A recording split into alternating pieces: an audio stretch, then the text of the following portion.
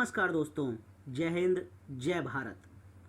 आज इस वीडियो में मैं आप लोगों के साथ डिस्कस करने वाला हूं FAQs regarding offline exams starting from 16 सितंबर, मतलब फ्रीक्वेंटली आस्क्ड क्वेश्चंस, जो कि RGPV के ऑफलाइन एग्जाम्स होने वाले हैं 16 सितंबर से। उनमें आप पूछ सकते हैं। FAQs खोलने पर इस टाइप की विंडो खुल के आपके सामने आएगी।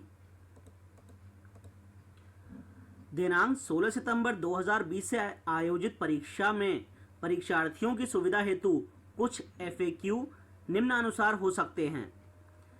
16 सितंबर 2020 से जो एग्जामिनेशन होने वाले हैं उसमें जो बच्चे एग्जाम देंगे उनके कुछ सवाल हो सकते हैं।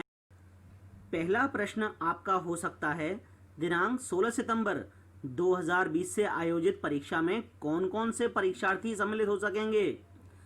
इसका उत्तर है अंतिम सेमेस्टर के नियमित एक्स विद्यार्थी जो अब तक ऑनलाइन परीक्षा में सम्मिलित नहीं हो सके हैं। दूसरा, ऑनलाइन परीक्षा में तो सम्मिलित हुए हैं किंतु अंक कम होने के कारण पुनः सभी विषयों में या एक या दो विषयों में सम्मिलित होना चाहते हैं।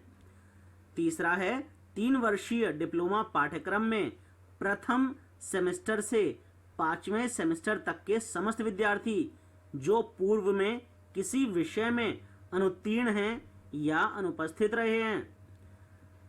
4 वर्षीय डिप्लोमा पाठ्यक्रम में प्रथम सेमेस्टर से 7वें सेमेस्टर तक के अनुत्तीर्ण विषयों की परीक्षा में विद्यार्थी सम्मिलित हो सकेंगे।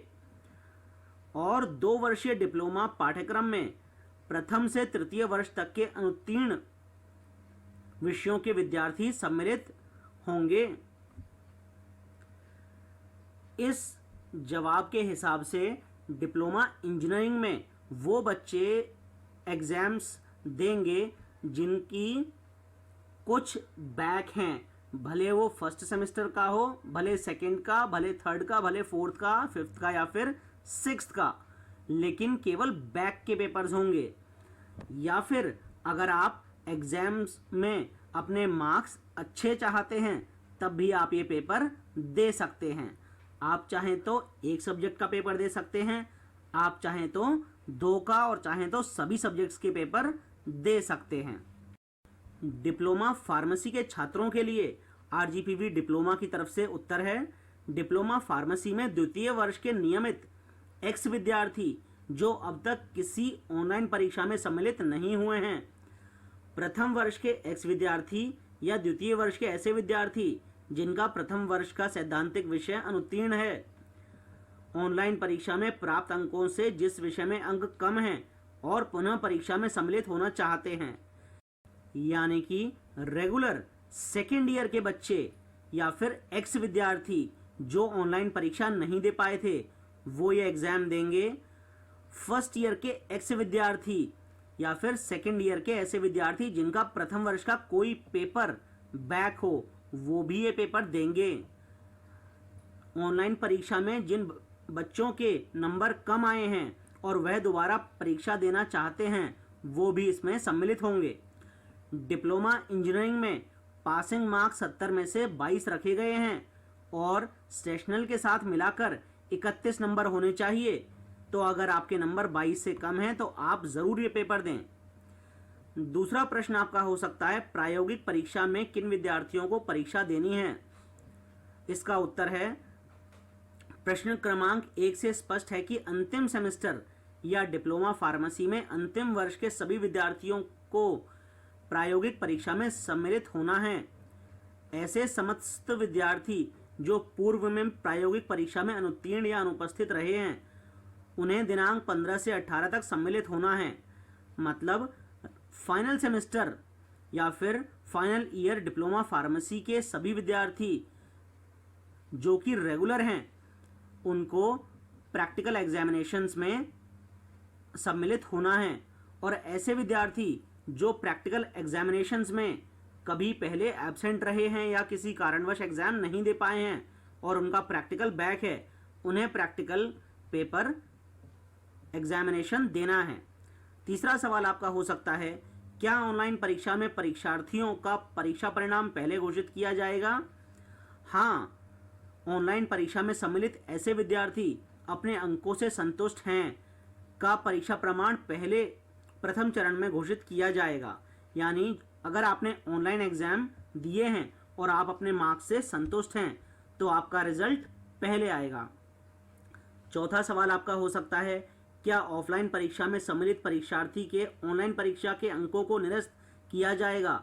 उत्तर है हाँ। यदि विद्यार्थी अपनी ऑनलाइन परीक्षा के अंकों से संतुष्ट नहीं है और पुनः परीक्षा में सम्मिलित होता है तो उसकी ऑनलाइन परीक्षा में प्राप्त अंकों को निरस्त किया जाएगा तथा उसका परीक्षा परिणाम भी द्वितीय चरण में उत्तर पुस्तिका के मूल्यांकन के उपरांत घोषित किया जाएगा।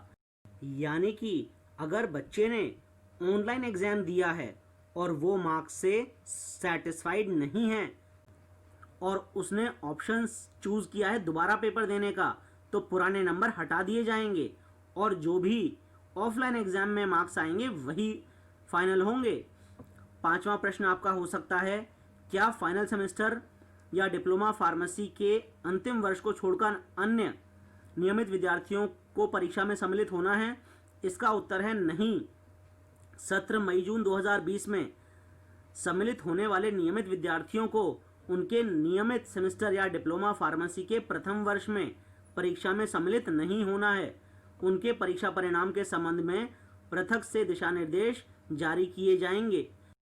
यानी कि अगर आप डिप्लोमा इंजीनियरिंग के फाइनल सेमेस्टर या फिर डिप्लोमा फार्मेसी के फाइनल ईयर के स्टूडेंट नहीं हैं तो आपके रेगुलर वाले एग्जाम्स अभी नहीं होंगे, उनके लिए अलग से डायरेक्शंस आएंगे। लेकिन अगर आपके कुछ बैक के पेपर्स हैं तो वो आपको देने हैं, इस बात का खास ध्यान रखना है। अगला सवाल आपका हो सकता है, क्या प्रश्न ऑनलाइन परीक्षा के समान वस्तुनिष्ठ प्रकार के होंगे, यानी कि ऑब्जेक्टिव टाइप होंगे? उत्तर है नहीं। प्रश्न पूर्व की परीक्षाओं के समान वर्णनात्मक यानी कि डिस्क्रिप्टिव प्रकार के होंगे, यानी आपको आंसर लिखना पड़ेगा। ऑब्जेक्टिव टाइप इसके आंसर नहीं होंगे, आपको डायग्राम बनाना होगा। दिनांक 16 से आयोजित परीक्षा में सम्मिलित होने के लिए रजिस्ट्रेशन करना आवश्यक है, ये सवाल आपका हो सकता है। तो इसका उत्तर है परीक्षा में सम्मिलित होने के लिए रजिस्ट्रेशन आवश्यक नहीं है। विश्वविद्यालय के पोर्टल पर विद्यार्थियों के लॉगिन आईडी पर प्रश्न पत्र विद्यार्थी स्वयं डाउनलोड कर सकेंगे एवं पूर्व के परीक्षा की तरह ही 3 घंटे में वे उत्तर दे सकेंगे, किंतु उत्तर पुस्तिका अपलोड करने हेतु रजिस्ट्रेशन आवश्यक होगा। यानी कि एग्जाम देने के लिए आपको ज़रूरी नहीं है रजिस्ट्रेशन करना पड़े, लेकिन आपको जब भी आंसर शीट अपलोड करनी है उसके लिए रजिस्ट्रेशन बहुत ज़रूरी है। अगला प्रश्न हो सकता है आपका, क्या उत्तर पुस्तिका विश्वविद्यालय द्वारा प्रदान की जाएगी? इसका उत्तर है नहीं। विश्वविद्यालय द्वारा केवल उत्तर पुस्तिका का प्रथम पृष्ठ पोर्टल पर उपलब्ध कराया जाएगा। सभी विद्यार्थियों को परीक्षा प्रारंभ होने के 1-2 दिन पूर्व ही उक्त पृष्ठ की फोटोकॉपी कराकर आवश्यकतानुसार सुरक्षित रखना होगा। मतलब आंसर शीट यूनिवर्सिटी की तरफ से आपको प्रोवाइड नहीं कराई जाएगी। स्टूडेंट के पोर्टल पर पहला पेज आंसर बुक का दिया जाएगा, उसका प्रिंट निकलवा के फोटोकॉपी करवा सकते हैं आप और संभाल कर उसको रखना है, क्योंकि हर पेपर की आंसर शीट का फ्रंट पेज वही बनाया जाएगा। अगला प्रश्न हो सकता है, उत्तर पुस्तिका के अन्य पृष्ठों की व्यवस्था क्या होगी? उत्तर है प्रथम पृष्ठ के उपरांत लगने वाले समस्त पृष्ठ A4 साइज के होना चाहिए तथा उसकी व्यवस्था विद्यार्थी को स्वयं करनी होगी। यानी आंसर बुक के सभी पेज A4 साइज के होने चाहिए। अगला सवाल है, उत्तर पुस्तिका में उपयोग किए जाने वाले पृष्ठों पर क्या आगे पीछे लिखना है? उत्तर है नहीं। उत्तर पुस्तिका में जो विद्यार्थी अपनी ओर से पृष्ठ उपयोग में लेंगे उस पर केवल एक तरफ ही काले पेन से लिखेंगे। काले पेन का उपयोग उत्तर पुस्तिका को स्कैन करने के लिए एवं स्पष्ट दिखने के लिए अधिक उपयोगी होगा।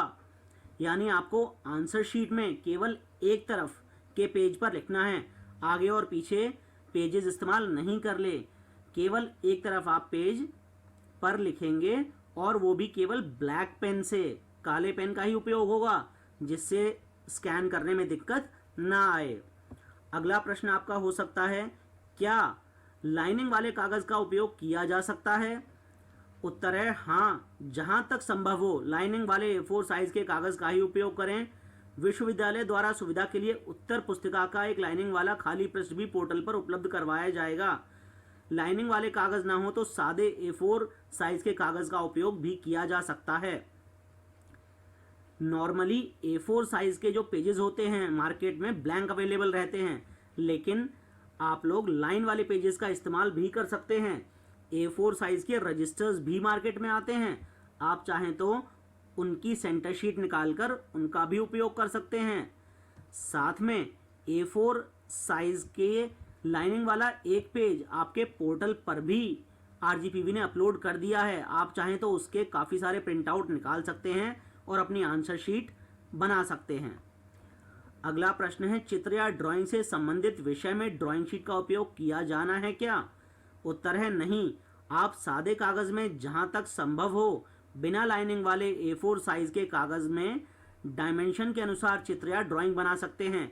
यानी कि आपको ड्राइंग A4 साइज के पेपर में ही बनानी है और बहुत अच्छा होगा कि अगर आप ब्लैंक A4 साइज के पेपर में ड्राइंग बनाएं बिना लाइनिंग वाले में, उससे ड्राइंग साफ दिखेगी लेकिन डायमेंशंस प्रॉपर होने चाहिए। अगला प्रश्न आपका हो सकता है, उत्तर पुस्तिकाओं को भेजने की क्या प्रक्रिया होगी? उत्तर है विद्यार्थियों को rgpvexam.in पर रजिस्ट्रेशन करना होगा। परीक्षा समाप्ति पर rgpvexam.in पर उत्तर पुस्तिकाओं को स्कैन करके अपलोड किया जाएगा। RGPV ने पहले ही एडोब स्कैन डाउनलोड करने को बोल दिया है। आप उससे आंसर शीट को स्कैन करेंगे, PDF में कन्वर्ट करेंगे और rgpvexam.in पर उन स्कैन करी हुई PDF फाइल्स को अपलोड करेंगे। अगला प्रश्न आपका हो सकता है, यदि कोई विद्यार्थी अपलोड करने में असमर्थ रहता है तो उसकी उत्तर पुस्तिका कैसे जमा होगी? इसका उत्तर है विश्वविद्यालय द्वारा पोर्टल पर विभिन्न पॉलिटेक्निक महाविद्यालयों की सूची दी गई है। विद्यार्थी अपनी सुविधानुसार सूची में दिए गए निकटतम पॉलिटेक्निक पर स्वयं जाकर या अपने परिवार या किसी अन्य सदस्य को भेजकर भी उत्तर पुस्तिका जमा कर सकेगा। संबंधित संस्था द्वारा प्राप्ति की रसीद भी दी जाएगी। यानी अगर आप किसी कारणवश अपनी आंसर शीट अपलोड नहीं कर पा रहे हैं तो सेंटर्स पे जाके आप अपनी आंसर शीट्स जमा कर सकते हैं। बदले में आपको रसीद दी जाएगी जिस पे लिखा होगा कि आपसे उत्तर पुस्तिका प्राप्त हुई।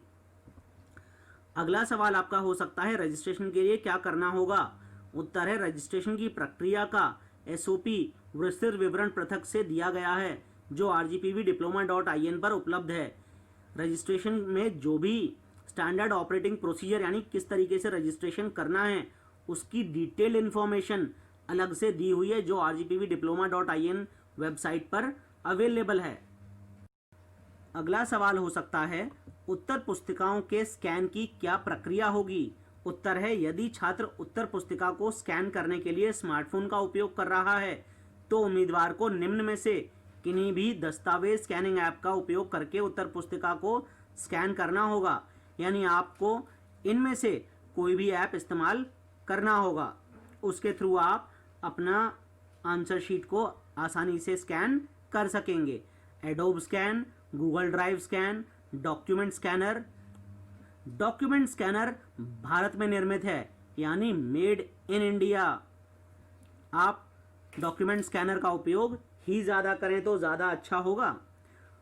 माइक्रोसॉफ्ट ऑफिस लेंस या कोई भी ऐप जो आपको सूट करता हो और उत्तर पुस्तिका जिसमें साफ साफ दिखाई दे उसका भी उपयोग कर सकते हैं। मेरा पर्सनल सजेशन है कि आप डॉक्यूमेंट स्कैन जो कि भारत में बना है उसका उपयोग करें। अगला सवाल आपका हो सकता है, यदि कोई विद्यार्थी रजिस्ट्रेशन नहीं करा पाए तो क्या परीक्षा में सम्मिलित नहीं हो सकेगा?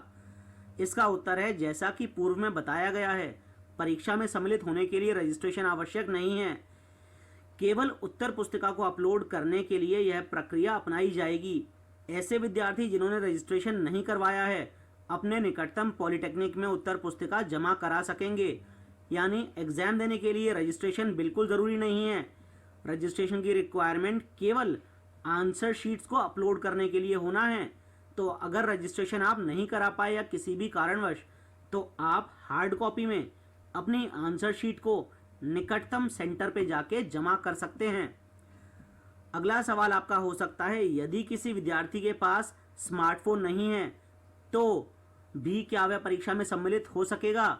इसका उत्तर है हाँ। ऐसे विद्यार्थी जिनके पास कोई भी स्मार्टफोन, इंटरनेट इत्यादि की सुविधा नहीं है, वे भी परीक्षा में सम्मिलित हो सकेंगे, किंतु उन्हें किसी कियोस्क पर जाकर या अपने किसी मित्र की सहायता से प्रश्न पत्र प्राप्त करना होगा। यानी कि स्मार्टफोन और इंटरनेट आपके पास होना बिल्कुल भी बहुत ज़्यादा ज़रूरी नहीं है, लेकिन आपको कियोस्क सेंटर या फिर अपने मित्र के पास जाके लॉगिन करके प्रश्न पत्र निकालना होगा और स्कैन करके अपनी आंसर शीट भी अपलोड करनी होगी। अगला प्रश्न है, प्रश्न पत्र कब प्राप्त होगा? इसका उत्तर है, विद्यार्थी की जिस दिन एवं जिस समय परीक्षा है उस दिन एवं समय से आधा घंटा पूर्व विद्यार्थी की लॉगिन आईडी पर प्रश्न पत्र प्राप्त होगा तथा यह प्रश्न पत्र पूर्ण परीक्षा अवधि अर्थात 3 घंटे तक लॉगिन आईडी पर उपलब्ध रहेगा। मतलब जब आप लॉगिन करेंगे और टाइम टेबल के हिसाब से एग्ज़ाम का टाइम आएगा तभी क्वेश्चन पेपर आपके लॉगिन आईडी पर अवेलेबल रहेगा। उसके बाद उस क्वेश्चन पेपर को वहाँ से हटा दिया जाएगा। केवल 3 घंटे ही क्वेश्चन पेपर आपके पोर्टल पे रहने वाला है, इसलिए वो 3 घंटे एकजुट होकर आप उत्तर लिखिएगा। क्या प्रश्न पत्र का प्रिंट आउट निकालना होगा? इसका उत्तर है नहीं। प्रश्न पत्र का प्रिंट आउट निकालने की आवश्यकता नहीं है। आवश्यकता अनुसार आप अपने मोबाइल पर उसे डाउनलोड कर सकते हैं या परीक्षा अवधि में अपनी लॉगिन आईडी पर देख सकते हैं। क्वेश्चन पेपर का प्रिंट आउट निकालना बिल्कुल भी ज़रूरी नहीं है। अगर आपको ज़रूरत लगती है तो आप अपने मोबाइल में क्वेश्चन पेपर को डाउनलोड कर सकते हैं, वरना 3 घंटे तो आपके लॉगिन आईडी पे क्वेश्चन पेपर दिखेगा ही दिखेगा। आखिरी क्वेश्चन आपके मन में आ सकता है, यदि कोई विद्यार्थी ऑनलाइन या ऑफलाइन दोनों परीक्षा में सम्मिलित नहीं होता है तो क्या उसके लिए पुनः एक और परीक्षा आयोजित की जाएगी? इसका उत्तर है नहीं।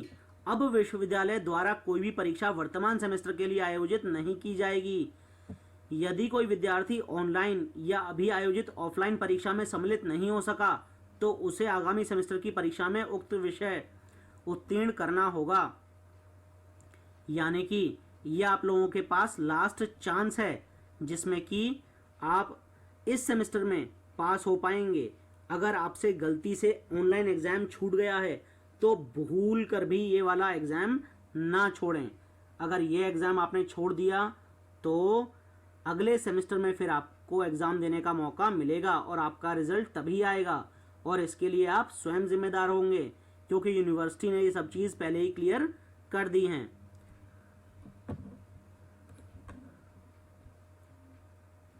अगला नोटिस है, standard operating procedure for offline exam registration for students other than final semester diploma engineering and final year diploma pharmacy will start from 14 सितंबर 2020। इस नोटिस के बारे में मैं आपको अगले वीडियो में बताऊंगा। तब तक के लिए जय हिंद, जय भारत।